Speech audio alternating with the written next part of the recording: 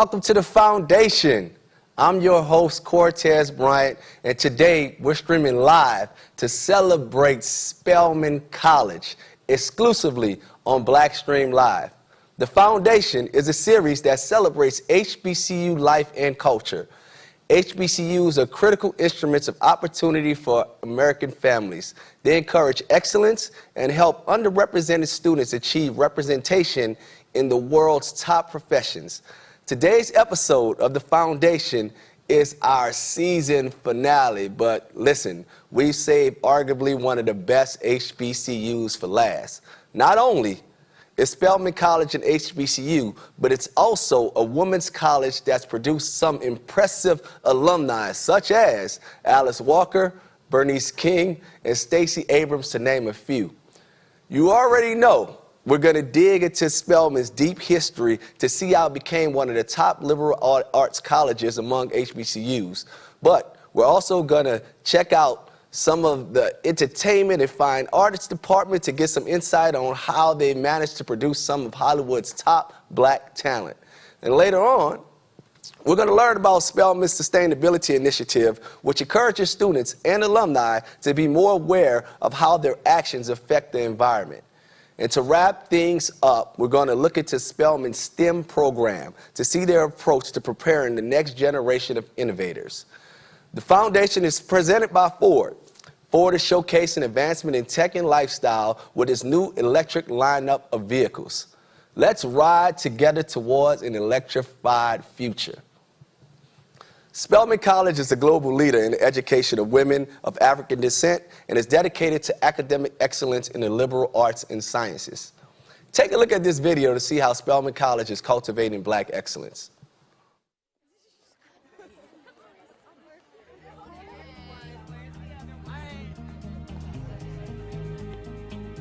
Spelman has really taught me that no one is exactly like me. I've become grounded in who my identity is, who I've been raised as, and I feel like Spelman was this cultivation, this garden for me to bloom. I was a part of Women of Excellence and Leadership series. That really was like a big part of my Spelman experience, and like taking those leadership skills I learned is what I value the most. You should come to Spelman with an open mind because it allows you to explore different paths, because there's not just one path to achieving what you want to achieve. So it sort of allows you to define your own path and follow it. I'll be joining Rutgers University Sociology Ph.D. program, so hopefully I will be Dr. India Hayes in 5 years, and I do plan to come back to Spelman and teach.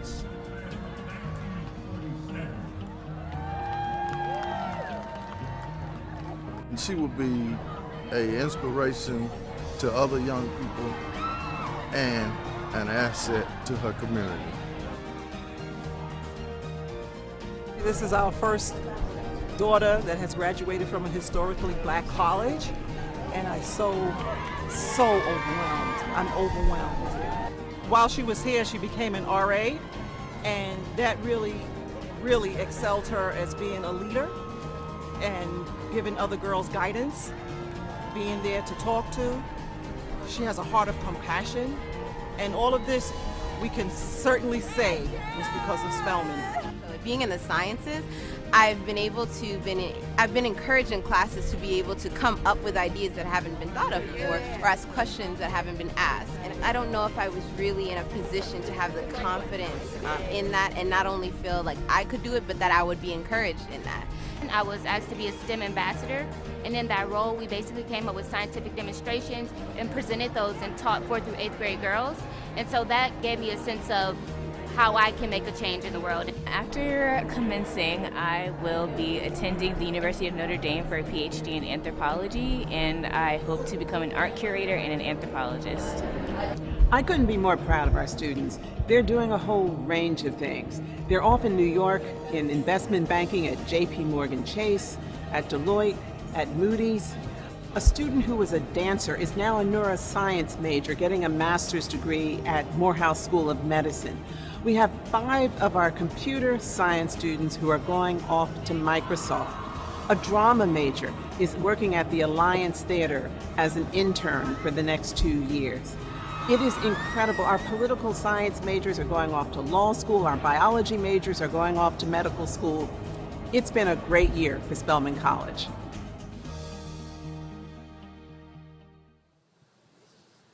Women power, man. That's amazing.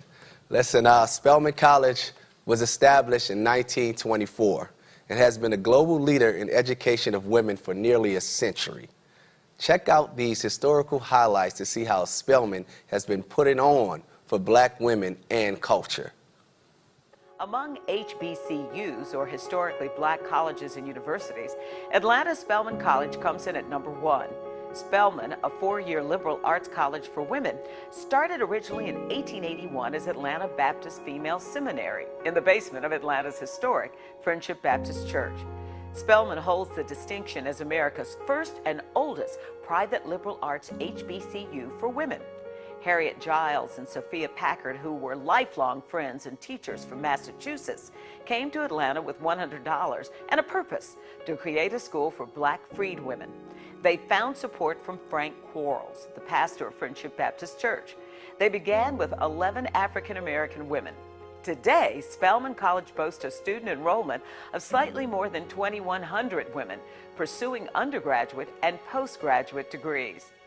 The school's list of alumna reads like a who's who of black women leaders in all industries, including Alice Walker, author of The Color Purple; Children's Defense Fund founder Marion Wright Edelman; Keisha Knight Pulliam, Rudy Huxtable from The Cosby Show; and Rosalind Brewer, the former CEO of Sam's Club, recently named the first woman and first African-American chief operating officer of Starbucks.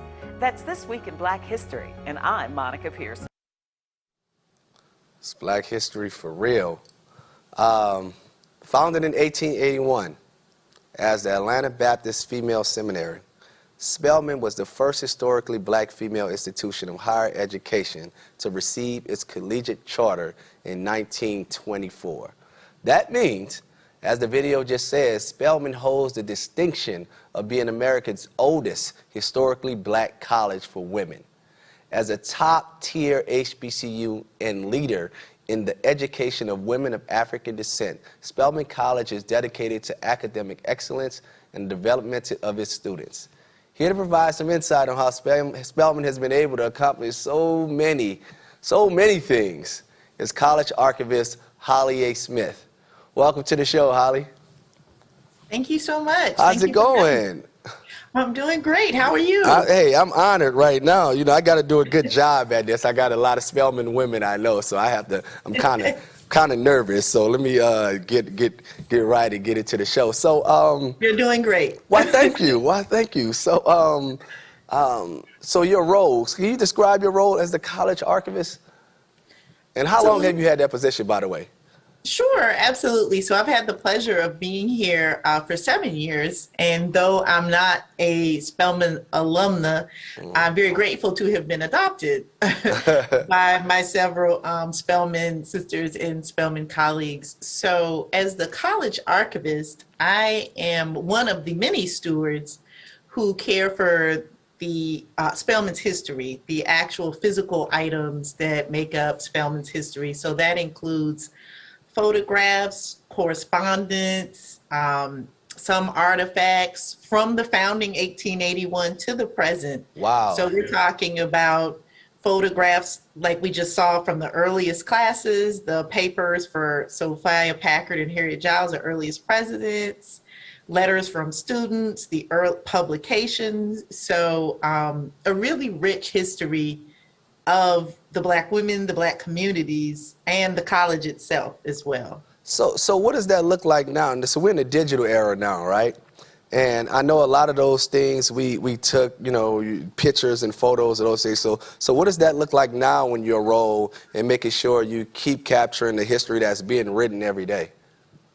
So I think the exciting things, and really about this field, I think that's one reason I feel really passionate about talking to students, particularly black students, about library and archives field, is we are very much considering things that are born digital and in the digital era. And right. I know the idea is like, well, everything's online.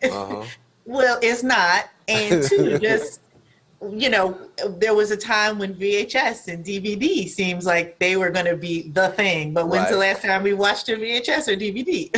Right. So we have to be, as archivists, or another word I really like to use, are memory workers. We really have to be cognizant of how we're preserving these memories and how to do it ethically with justice, too. Just, you know, thinking about what are you putting online too. So that's things like social media, you know, when you post things, or digital photographs. So we're not only concerned with the physical preservation, but also making sure that we are looking at equitable ways to represent, and particularly thinking about communities of color, if that makes sense. No, that makes all the sense in the world. So, so do you guys work hand in hand with like the media department?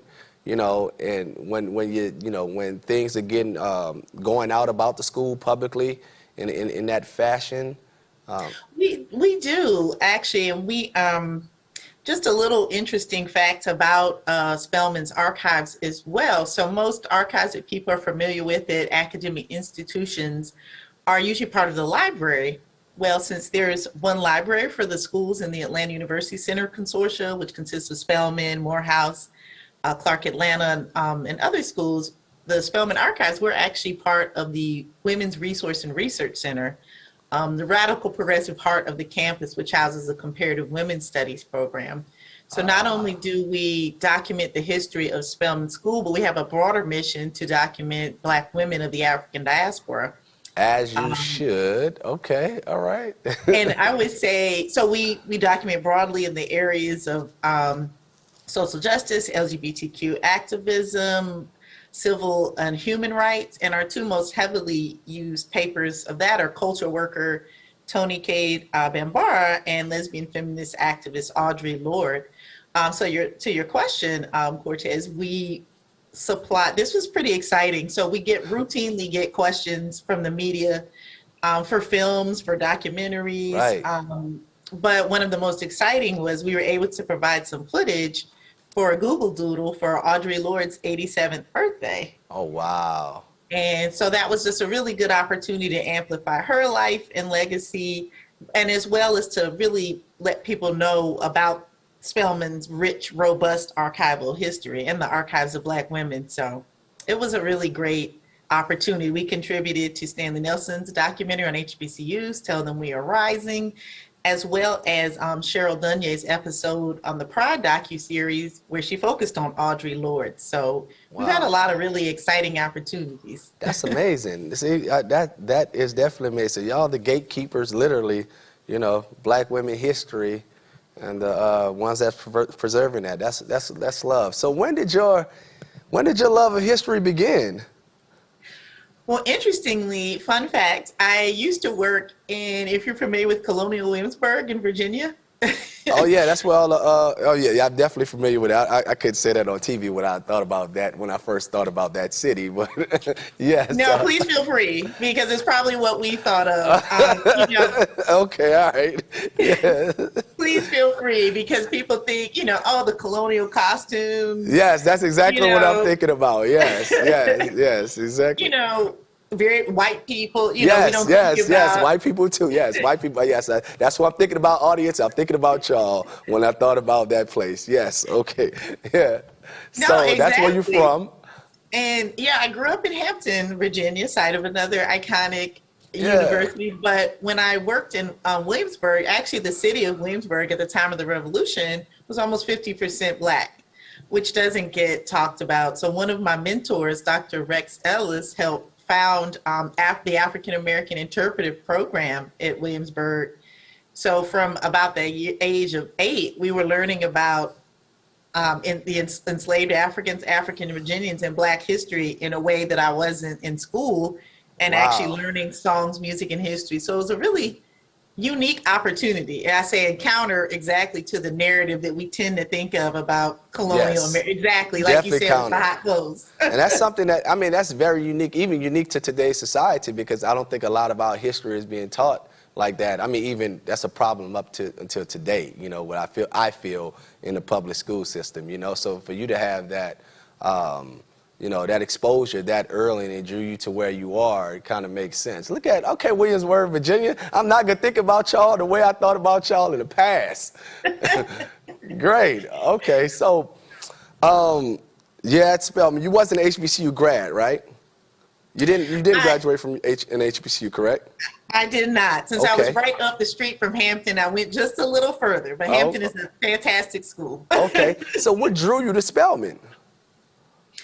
I have to say, knowing so many friends and colleagues who went to Spelman, I knew, you know, just a great reputation.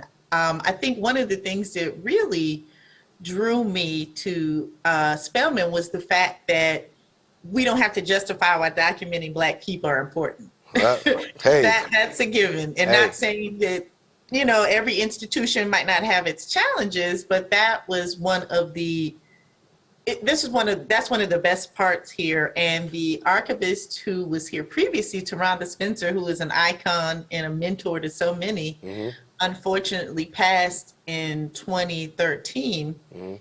And actually one of her, I think Dr. Valerie Johnson, who is at Shaw, was actually Taronda's classmate, but she really encouraged me to think about applying. And I really would have talked myself out of the opportunity. You know, imposter syndrome, we don't think we're good enough, but just the legacy, particularly of Black women mentors that I have. So Dr. BJ and Michelle Lanier, another Spelman alum who worked culturally, were really, I think I said, wow, Taronda, those are such big shoes to fill. I don't know if I can do it. And Dr. BJ said, God will give you your own shoes. So that kind of shut me right up. That's word. It was a testimony, and it's just really been enriching here to be at Spelman, to be part of the Women's Center, and to just really work. And I think to your point, exactly, Cortez, our stories were often not intentionally documented in written records. So we've had a number of different ways that we've recorded our memories, through song, through quilt. So just to be able to be the steward of, and to amplify those stories and say, no, we are present in these archives and we're going to be really mindful of how we move forward.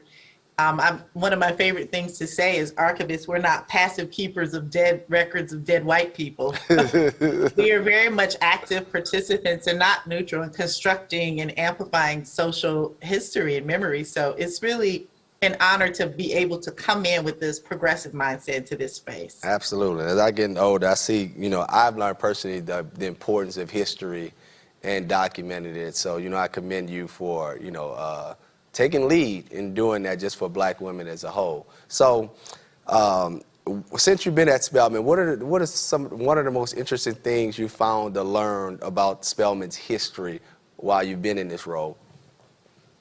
Wow, it's so many. Wow, that's a great question, Kurt. I'm always like, I think I'm prepared for that question, and then I'm like, I'm so stumped. I think just you know, the richness and breadth of the history, and just the diverse activities that the students were really advocating for. I think one of the most profound and interesting things was to not only learn about the activism of the students in the 1960s, the civil rights period, but they were really active on campus too, wanting to shift some of the things that they found, you know, constricting or aggressive on campus as well. And in 1976, this might not be a popular thing to talk about, it's important. After Dr. Manley retired, there had never been a Black woman to be president. I know it sounds heretical now, but Dr. Janetta Cole was the first Black woman in 87.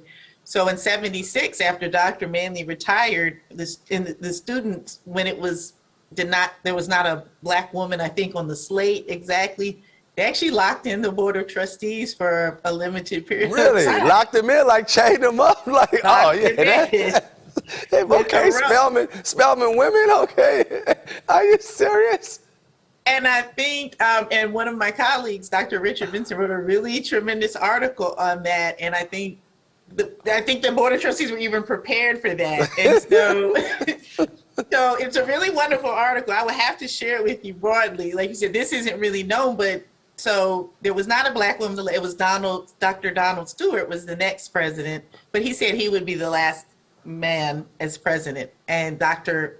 Cole came next. So I think I was stunned but pleasantly surprised to see the not only the activism of students broadly, but even on campus. Even on campus, lock them up. We lock them up. We're a women's college. What are we doing? We can't be led by men. Y'all can't just lead us along the way. We could do this too. Okay, all right, Spelman women. I see. And I think to your point, right now, the students I think may take for granted. Most of the students, certainly the ones who've been here, you wouldn't think of Spelman not being led by Black women at all. At all. I would have never known, but I see how they got busy to make sure that changed. So that's definitely, you gave some great insight there. That might go viral. You see, those women did not play. Like, we locking in the trustees and we're not going, This is a women's college. We need to be led. Women can lead too. There we go. Well, and you're exactly right. And I think it just shows, again, like I said, that might not be a popular view with some people to think about, but it just shows the breadth and complexity of the stories of Spelman and Black women. It's ebbs and flows and challenges, but I think that's what makes our history rich and beautiful and complicated, sometimes traumatizing, but it's rich and complex. So I think that's one of the things we want to do here. I don't want to mitigate or sugarcoat or filter history. I just want to be a steward so we can talk about all these things and just talk about the complexity. So you're exactly right. Right. All right. See, America, strong Black women, always been that way. Look at you. See, man. All right, it's the last question. So the last question, the show is sponsored by Ford, right? They've recognized the success and tremendous role that HBCUs serve in educating our future generation. What is one piece of advice you would give to new students as you're talking, as they enter the campus and their HBCU life, you from your historian point of view, to have to place in the back of their mind while they're on their journey on campus? I think that's a great question, Cortez. And one of the most enriching experiences I have is when students walk through these doors. First of all, they see me as a Black woman in this space, never having heard of archives or archivists. But then they see themselves in looking through the yearbooks, whether it's the yearbook from 1953 or 2003. Mm-hmm. So they see themselves as part of the fabric of the campus and the larger global story. Mm-hmm. And I like to share with them and talk to the students to be empowered in your own voice and to be able to tell your story from your perspective. Of course, it's our collective experience and our stories, but don't feel like your voices or you don't matter here on this campus. Gotcha. And just to feel empowered, like you belong here, and there's nothing wrong with making mistakes or learning as you go along, but you can already see yourself reflected here. So don't be afraid to take up space. Right. And don't be overblown and arrogant, but you can still take up space. Take up that space. There's a lot of powerful women. Y'all see, Spelman women lock people up. Y'all got shoulders to stand on. Y'all embrace it. Listen, I appreciate you coming to the show this evening. Thank you for your time and letting us know a little bit about what you do. Thank you so much for having me, Cortez. It's been a pleasure. Thanks a lot. In a time where climate change is a consistent topic of discussion, Spelman College is committed to achieving a greener campus. The next video shows how Spelman aims to reduce their ecological footprint.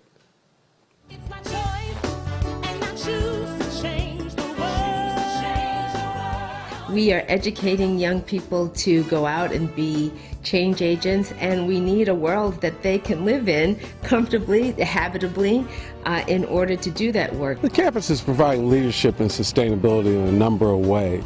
It starts at the top with our president, Dr. Beverly Daniel Tatum, and the leadership and vision that she provides through her sustainable Spelman vision for the campus. She's shown great interest in all green initiatives, and I feel as though we have a lot of support to bring ideas here. Most recently, we've been discussing starting a farmers market, and if we do, we'll be the first HBCU to have a farmers market. We think of Spelman as a leader amongst historically Black colleges and small colleges in sustainability. When we decided to build a new residence hall back in 2005, we knew it would be the first new construction of the 21st century. The suites. Spelman's LEED certified residence hall, which was the first LEED certified residence hall at a historically black college and one of only about 5 certified buildings on an HBCU campus. We knew that it would be important for us to build for 100 years, just like our predecessors did. Today, in the 21st century, when we think about building for 100 years, we have to think about buildings that will last long after we are gone, but that will continue to provide an environmentally responsible footprint on our campus. To hear my actual president talking about sustainability issues, issues and topics that I myself, have been interested in growing up, it was definitely impressive, and it made me just appreciate, the fact that I am at Spelman College and that we do have a commitment to sustainability. Before coming to Spelman, I did recycle, but I didn't recycle as much now. I recycle everything. We are always excited to share with other colleges, to encourage them to also adapt sustainable principles on their campuses. And our leadership shows them that it can be done. The commitment that our Board of Trustees made to ensure that all new construction as well as all new renovation projects should be done with the goal of obtaining LEED certification at least the silver level. Other colleges and campuses can look towards Spelman to see what we're doing and just, strive and continue to be better, to be global leaders, to just make sustainability a way of life for Spelman. It's like the trickle-down theory of sustainability. So if you start at the HBCU level, all of these students end up coming home and incorporating those food choices or those recycling choices into their daily lives at home. When I think about the future of our Sustainable Spelman Initiative, I think about a time when it is truly second nature to all of us. Green is the new Spelman blue.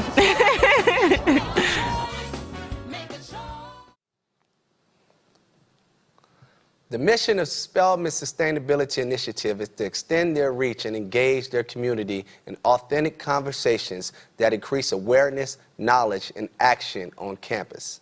Spelman's Sustainability Pledge encourages students, faculty, and staff to embrace greener habits that will foster a sustainable institution for future generations. Here to discuss how Spelman aims to create a more environmental-friendly world is Dr. Leyte Osborne Jelks, Assistant Professor of Environmental and Health Sciences. Welcome to the show, Dr. Jelks. Did I pronounce your first name right? You did. Thank you so much. Okay, just making sure. Welcome. Just to start everything on, how long have you been teaching at Spelman? Good question. I have been at Spelman. I've been at Spelman since 2008. I started off as a part-time professor and have been there full-time for this is my 4th year there. But Spelman is home. I'm also a Spelman alumnus. So when I came back to the college, it was like coming home. Okay. All right. So you're an alumni. So did your time on campus help you prepare for your journey right now as an educator? Absolutely. Spelman prepares you for so many things. And I think being a part of the liberal arts, being a part of a liberal arts college was very enriching for me. I was a science major, but I was so well-rounded in terms of everything that we were exposed to at Spelman, and it more than prepared me for the work that I'm doing now, for the work that I, do in the community, and the journey since I left Spelman's gates and came back. Okay, and so outside of just, you was a science major, were there any other intangibles? You said it prepared you in all different type of ways. What other things could you pull from your undergrad, when you stepped on that campus as a freshman, that kind of instilled in you, not even just in your career, just in life as a whole? Because I hear you just said that, prepared you in so many different ways. Well, Spelman really prepared me to be a leader. I learned that right there, at Spelman. There were so many opportunities to be a leader on campus, to be a leader within things that were happening in my department. I actually was one of the students who helped us to, go to the administration to really ask for an environmental science major at the college. Oh, wow. It was, and so we were excited to have that happen. It started in 1998. Wow. And I was one of the older leaders of the Spelman Environmental Task Force, which is a student organization that is still alive and well on the campus today. Wow. So talk about full circle. That's like, talk about full circle. Initiated bringing this, program there, and now you're assistant professor there. That's full circle for real. And that organization still exists. So that history of those pioneers, from that pioneering then to what it's led to now, still exists. That's amazing. Speaking of programs, can you tell us about the Atlanta Earth Tomorrow program? Sure. The Earth Tomorrow program is a program that I started over 20 years ago. At the time that I started it, I worked with an organization called the National Wildlife Federation. So I was engaged in a lot of science education work. And Earth Tomorrow exposes Black and brown youth, high school age youth, to environmental careers. There's a year-long kind of program in which students get engaged in environmental clubs in their local high schools. They also get exposed to opportunities to major in environmentally related things in college. And then they get connected to lots of organizations, from government agencies, consulting firms, nonprofit organizations that are engaged in environmental work. And they get those opportunities to work with professionals across a wide spectrum of environmental careers. And they get a chance to see themselves in those environmental careers. And many of those students go on to major in fields that lead them to environmental work. And that's amazing. Man, you was a pioneer across the board, starting, fighting for the degree program, Atlanta Earth Tomorrow. And I commend you for that, because I think me growing up, from New Orleans and how I grew up, this wasn't top of mind, top of thought, and I feel like exposure is key. So for you to build this program and give these young men and young women exposure to, the environment and environmental scientists, and then leading them a way to show them what a career looks like, is very commendable. I feel like that's still a need in our community. So is there a success story? I'd like to talk about that, from one of the grads that came through the program, or somebody that completed this program that you like to talk about. Sure. So let me just talk about Candace Perry, who was actually in the video clip. While she is not from the Atlanta area, she's from Detroit, Michigan. I started this program in Atlanta. There was kind of a sister program in Detroit. Candace went through that program, came to Spelman, majored in environmental science. Since she left Spelman, she got a master's degree in environmental sustainability, and has held a number of high, level positions. In fact, right now, I'll get the name of it wrong, but she is a high-level official in the state of New Jersey, focusing on environmental policy and environmental justice issues. And so it just warmed my heart when I saw that clip. Wow. Because she was so vocal and so engaged as a sustainable Spelman intern when she was at the college, and now she is leading in an amazing way out, in New Jersey. Changing lives out here. I see. Okay. So, okay, when I was just speaking about, kind of where I come up from, and in New Orleans, and just about the environment, and we hear clean air, climate control. We hear that usually around presidential elections, right? And I know for me personally, I had no clue of how important that topic is, and the things that we like I said, we usually see it in a cycle every clean air, I'm about clean air, so can you tell us, or tell the audience who may not know, because I know a lot of the African American community is ignorant to the topic. Can you tell them, why, these things are important going into the future? Thank you. So simply put, what happens in our environment impacts our health and our quality of life. And so you mentioned being from New Orleans. I'm not from Louisiana. I'm originally from Mississippi, but grew up in Baton Rouge. Okay. And if we just take kind of between Baton Rouge and New Orleans, you have over 100 or so chemical companies, petrochemical companies, and other pollution generating facilities. And we know that what we are exposed to, you know, in our air, in our water, in our soil, are things that can impact our health either negatively or positively. And unfortunately, there are so many communities of color, Black and other communities of color, that are disproportionately exposed and impacted by environmental hazards and stressors.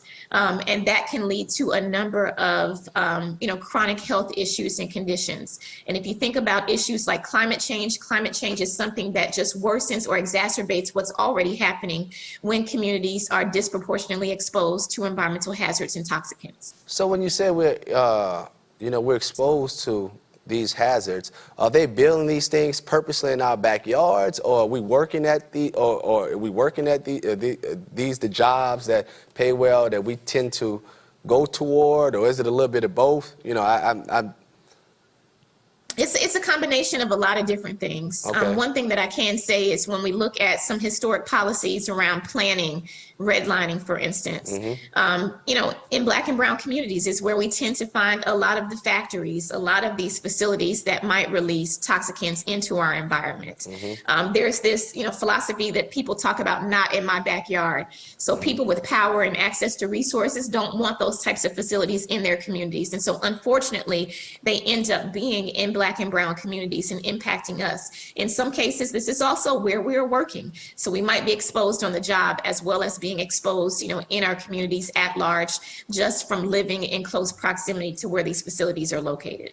That's amazing. We appreciate you doing the work and trying to keep us a healthy environment so our cells can become healthy. So I got one last question for you before I let you go. So the show is sponsored by Ford, and they recognize the legacy of success and tremendous role that HBCUs serve in educating our future generation.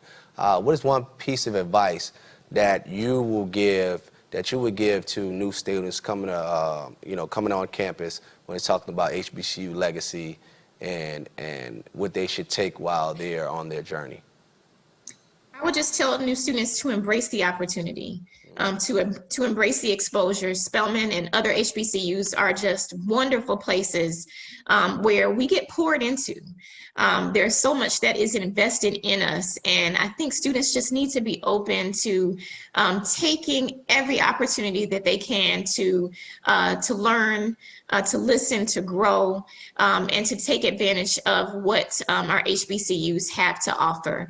And a lot of times it's partnerships, with institutions like Ford that bring a lot of opportunities to our students. And so just be open to take advantage of all the opportunities that are coming your way. I appreciate your time. I definitely appreciate your time, and thank you for coming on the show today, Dr. Jelks. Thank you for having me. All right.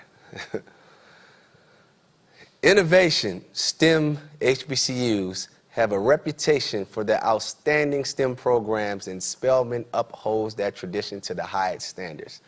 Take a look at this video to see how Spelman is cultivating the next generation of young professionals.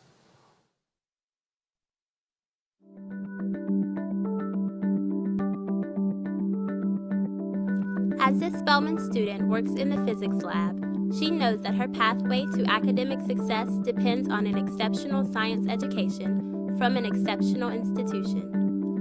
Spelman College has a long tradition of providing an environment where young women excel in the science, technology, engineering, and math disciplines. With Spelman's state-of-the-art facilities, faculty, and staff, we cultivate talent so they are prepared for an engaging career. Spelman students graduate in science, technology, engineering, and math-related fields. Gateways to success in the sciences are many with Spelman's support. Here are a few examples. Our experience as entrepreneurs and engineers, we started our company from our own passions and pain points with our hair. And that's really what we set out to do, and I guess the effects of that is we became an inspiration to a lot of people. And I kind of knew that, that may be some of what happens kind of along our journey, but I never anticipated just the overwhelming response that we get from people all over, like when they see us in magazines or at events. And I really consider it an honor to be able to inspire others, and it makes our job just that much more important. Spelman, well, I've really enjoyed STEM at Spelman. They've provided so many different opportunities for me, research opportunities, just learning about how science is so important in our daily lives, and I just really enjoyed it. And I think it can really put you on a path to whatever kind of career you want to go to in science. It starts with having good resources in place to let young ladies know what opportunities are out there, and it doesn't necessarily mean that you have to be a mad scientist or work at NASA. There are a lot of cool companies that you can work for and businesses that you can start with your STEM career path. And so the importance of that is to let women know that STEM is definitely the future. Everything is based off of technology. It's forever growing. I mean, if you're not involved in technology, you're going to get left behind. And so even some of your more liberal arts majors that you study in college, they're going to use technology in some capacity. So if you want to be at the forefront of this whole tech movement, it's very important that you get involved with it at a young age. How do you make the robots? It's a big thing here. We really try and get people interested. That's why we let the Spellbots be open to everybody, such as English majors, psychology majors. So we just make it fun for them, and then they can also do a research that can incorporate the robots at the same time. We really want to impress the people that have previously been involved in the organization, and just also show a big movement to the world that young African American women can be successful in the field of robotics and computer science and can actually perform well. Spelman College, a choice to change the world. Spelman College has a strong record of educating African American women in STEM disciplines. On average, 34% of the student body pursue majors in STEM-related fields. Spelman employs 54 full-time faculty in STEM departments, of which 83% are minorities and 52% are women. Of the 28 faculty that's women, 64% are African American. This represents exceptional diversity while providing a support system of role models for students. Let's see if I could get Dr. Leyte Winfield, later, I messed that up again, I just did this before, Division Chair for Natural Science and Mathematics on the line to tell us how Spelman has been able to maintain one of the top STEM programs in the country. Welcome, Dr. Winfield. I tore that name up again. I'm sorry. I apologize. Do not purge me. No problem. Okay. Oh, we hear you now. We got that good connection. We had that Teddy Riley going on before. Well, we got that good Wi-Fi right now. Oh, the world not gonna know that because we probably cutting and chop this up. But yeah, America, we have. I would appreciate that. That would work perfectly if you can cut some of that out. We're back again. So, all right. So, Dr. Winfield, can you tell us about your journey within the STEM field that led you to your role as division chair? So I think as a young person, I love figuring things out. And so I like to tinker. I tried to figure out how lotion worked at an early age, and would like to mix colors and climb trees. I've outgrown a lot of that now, but it really led me to this career of exploration and specifically exploring how chemicals work and how we can combine them and create new chemicals to treat cancer, which is my area of research. Treat reproductive cancers in particular, because I'm interested in health disparities and the cancers that are overly prevalent in our community. Right. That's amazing. And I think that was key. So, and because I think that I feel even to this day, you know, the black community still lack exposure in a lot of ways. And when you was, you know, you just hit on something so minute, but of wanting to know how lotion work and just knowing how things are and things are put together. You know, some kids don't know the connection of that to a career, you know, so I think that's important for me to highlight a simple idea like that. You know, if you're young, or if someone's young watching, or if you have a young kid, you know, implementing an idea and understand that, start to plant that seed at that moment, like there's a career pathway, you know, for people to figure out how lotion works and kind of grow and cultivate that, right?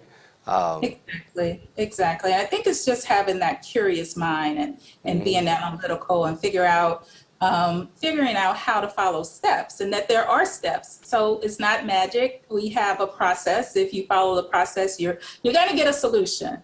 It may not be the one you're looking for, but even that bad solution or that bad outcome gives you some information that helps you redirect your efforts and go forward.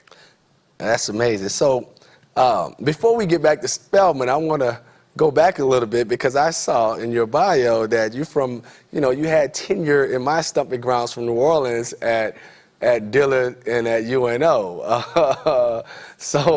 What was that like? So you went to Dillard for undergrad, right? Can you tell us a little bit about that and how how that time prepared you for your career right now? So Dillard gave me this grounding in not only looking for a career so I can better myself, but looking for a career so I can help my community, so I can contribute to society, so I can, bring others along. And I think in that spirit, Dillard prepared me for being an academic. Now, I will say, when I went to Dillard, I was focused on being a chemist. I had professors who let me dream. They didn't try to edit my dreams. So I went there and I said, I'm going to be a chemist because I want to work at the Ponce Institute. I want to do cosmetic chemistry. Oh, that was the initial dream. That was the initial dream. Cosmetics. They didn't tell me that there was no such thing as a Ponce Institute. They just let me run with that. It's okay. It still got me somewhere, right? I was really committed to being a chemist almost from high school and just stayed with that. And so I found, even at a small institution like Dillard, which is much smaller even than Spelman, but I had a collection of faculty who were invested in me. They let me wonder, they let me investigate, they let me question, they let me fail, they helped me up. And I think that's what you ultimately get from an HBCU, this community where not only investing in your intellectual knowledge, but also your personal growth. Absolutely. I tell everybody that's literally the common denominator for HBCUs as a whole. And for the audience that didn't know, Dillard University is an HBCU in New Orleans. And I'm surprised because Xavier usually gets those science, chemistry majors. I didn't even know Dillard, had that type of program and were producing chemists over there. Yeah. Yeah, we were a small cohort. I remember we were 5 strong in the chemistry department when I was at Dillard University. But from that 5, you have me with a Ph.D. We got a MBA in the crowd. We have an MD PhD, and we have an MD and a PharmD. Wow. So, everybody. Everybody had to do something. That's the danger in being in a small liberal arts community. Somebody has their eye on you, and they're going to make sure you're going to do something that's well done. You're going to be prepared. You're going to do something with your degree. And so just having that extra attention helped to guide us to these advanced degrees and prepare us for what was in store when we got to those graduate programs. That's amazing. And speaking of liberal arts programs, I know a lot of astonishing women from Spelman, but I always knew of it being more of the liberal arts side of the degrees. And I read that, when you got there, you kind of broadened the curriculum up. Is it any challenge to attract STEM students to Spelman? Because I know, like I say, I may be ignorant, but that's all I knew it as is most of the liberal arts. I didn't even know the STEM program was so great over there. So It is not difficult attracting students because what I've found, students come to Spelman and they're going to find their career. So it doesn't matter what they want to do. You know, we have individuals who come here and they want to do business, and, you know, we don't have a business program, but they figure out how to make their way in business, like Rosalind Brewer that you mentioned earlier. Yes. And so I will say our STEM reputation is out there, so students know. They know that if you want to go to medical school, you come here and you do the work, you're going to go to medical school. They know that at Spelman, we have a very small population of STEM majors. We have that's roughly 1/4 of our population will major in a STEM career. Okay. But what we get from that 1/4 population is that was mentioned earlier, we are the #1 producer of African Americans who go on and get a PhD in STEM. Wow. So if students are interested in research and they're trying to figure out who's going to get them there, and they see that, they come to Spelman. Okay. Now I have colleagues who are competing with us who will say, but that includes psychology and sociology. Okay. Okay. So let's take them out, right? Okay. We take them out, we still come in #4. But this is what's amazing. In that top ranking, Yes. we're with schools who have a population of 11,000 students, Wow. which is UMBC. The first time ever PWI has had that ranking. But Howard, who has about 7,000, we're tied with Florida A&M, who has more than 7,000 students. Yes. So we are really punching above our weight, if you will, because we are creating these amazing statistics with a very small student population. And so students see that and say, I want to do that because they're going to make sure I get there. So quality over quantity. You heard her. She was like, she had to put it out there. #1 with that small class size. Listen, I hear it. I hear it. That's amazing. So can you tell us about the Center of Excellence for Women of Color in STEM?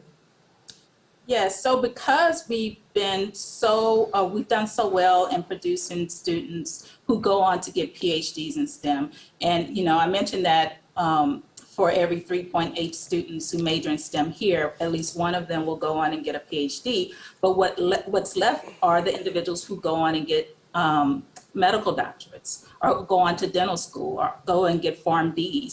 And so we have a very rich history in STEM.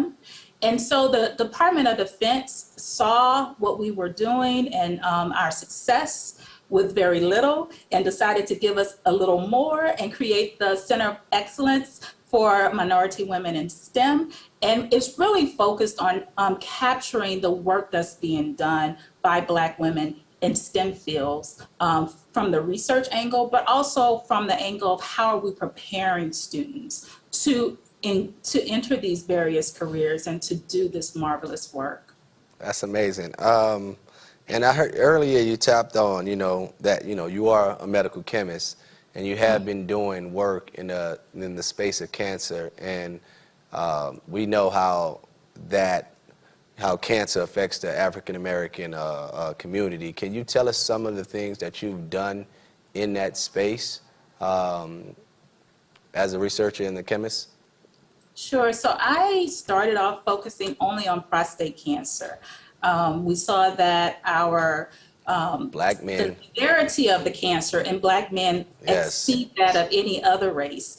It doesn't matter socioeconomics, doesn't matter class, it doesn't matter education. For a long time we thought it was just diet, and diet is important. I don't want to say that it's not. And then we also thought that it was because we weren't going to the doctor, and that is important. But we also know individuals who have access to exceptional medical care. They go to all their annual visits, but we were seeing that when these men were being diagnosed with prostate cancer, it was always at an advanced stage. And so I really wanted to do some work that would help to improve the treatment for Black men who had been diagnosed with cancer at these late stages. A lot of them, they were, if it was breast cancer, we would say that it's triple negative because none of the hormonal therapies would work. Well, we have some cancers like that when you get to a certain stage in your prostate treatments where they just don't respond to some of the first line treatments because it's at such an advanced stage. And so, and then we also see that there was resistance where the drugs that might work this year may not work in later years because the cancers were mutating. And so we were trying to just stay ahead of that. And so I created a series of compounds to not only treat what we know the cancer looks like now, but also to be prepared for whatever mutations could come. And so out of that, we came up with 800 unique structures, and we call it a structural library that we can explore to see which one will continue to be effective at treating the cancers. We've gotten about 6 patents for these different structural classes of compounds that we created. We've also branched out into breast cancer and ovarian cancer as well. And we're looking at how we can combine those patented compounds with some of the natural compounds that Nataki spoke of when she's talked about things that are in the soil that could help us. We're trying to figure out what's in the soil that could help us and see how we can combine that with the synthetic drugs to have even better outcomes. Amazing, amazing. Thank you for that work. Lord knows, I've been personal family, who I've lost to cancer, especially males, black males, and prostate cancer. So thank you for that work. I want to make sure I highlight that. Strong black woman at Spelman leading the way in trying to fight cancer. So I definitely want to highlight that. Thank you for that. So the last question I have, the show is presented and sponsored by Ford. And they recognize the legacy and success of the tremendous value the HBCUs serve in educating our future generation. What is one piece of advice that you'll give to students entering campus at Spelman? So the advice that we always give is just to be curious and to explore and ask questions. We find often that what students thought was their passion or their desired career tends to change once they are exposed to their classmates and different opportunities. We like to talk about Rosalind Brewer because she was a chemistry major and started her first career at a pharmaceutical company, and that led her to Starbucks and now as the CEO of Walgreens Boots. And so we also have chemistry majors who become attorneys because they see the need to help people like myself who might want to protect their intellectual property. Absolutely, especially if you create this cure. Yes, run the coins, got to protect that. Yes. Exactly. And so before I became chair of the division, I was in the Department of Chemistry, and I would come into contact with these students who wanted to know what can I do with a chemistry degree. And we would go about trying to figure out how do you match your major to your passion. And so that's how we got these non-traditional careers. We have individuals who, who are engineers like from the clip who say, but now I want to look into developing hair care products, and I can use my engineering degree to help me advance in that particular career field. So we not only give them the liberal arts experience because we want them to have a breadth of intellectual opportunities, but we want them to know that in this interdisciplinarity, you can really figure out how to get a chemistry career, a chemistry degree, and how that can take you to the C-suite. And so that's what we spend our time talking about, finding their place and how their career or their degree will help them to do that. Sounds amazing. Thank you. Thank you for joining us. Thank you for, especially for what you're doing in cancer research and leading the way, educating these young women in the STEM space. It was a pleasure having you on the show. Thank you for having me. It's been fun. All right, good night. Good night. And just like that, we have come to the end of our second season of the foundation. We're here at the end again. It's been exciting. I learned a lot. Man, I hope we could cover all 100 HBCUs. Thank everyone for streaming with us and celebrating HBCU life and culture. As always, I want to give a special thanks out to Ford The foundation was presented by Ford, and it was amazing. They've been a great partner. Ford is showcasing advancements in tech and lifestyle with this new lineup of electric vehicles.